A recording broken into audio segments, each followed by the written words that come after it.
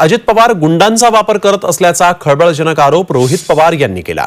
सुप्रिया सुळेंच्या प्रचार करणाऱ्यांना गुंड फोन करून धमक्या देत असल्याचंही रोहित पवारांनी म्हटलंय। अजित पवारांचा प्रचार करा नाहीतर तुम्हाला बघतो अशा धमक्या गुंड देत असल्याचा दावा रोहित पवारांनी केला आहे।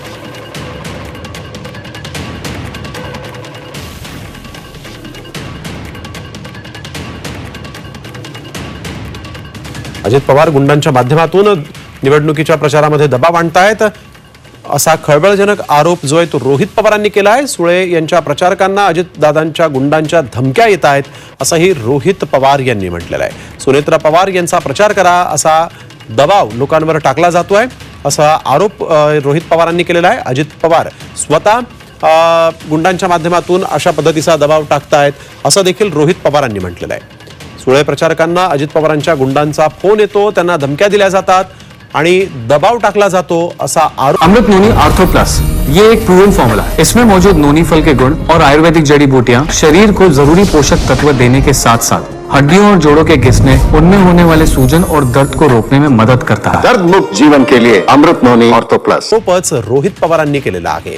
बारामतीमध्ये सुनेत्रा पवार विरुद्ध सुप्रिया सुळे अशी लढत होणार आहे आणि या लढतीमध्ये अजित पवारांवर गंभीर आरोप रोहित पवारांनी केला आहे।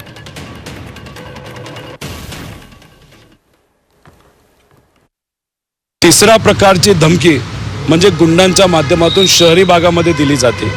काही गुंडांना यादी दिली गेली आहे की जे सुप्रियाताईंचा प्रचार करतात आणि गुंड त्यांना फोन करतात आणि म्हणतात या इलाक्यामध्ये शांतपणे राहायचं असेल तर मग तुम्ही अजितदादांचा प्रचार करा नाहीतर आम्ही तुम्हाला बघतो।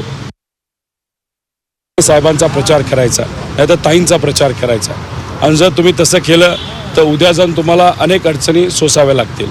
दुसरा दबाव हा PDCC बँक त्या कर्मचाऱ्यांच्या माध्यमातून तुम्हाला लोन दिलं जाईल नाही दिलं जाईल असाही कुठेतरी एक धमकीचा प्रचार तिथं केला जातोय।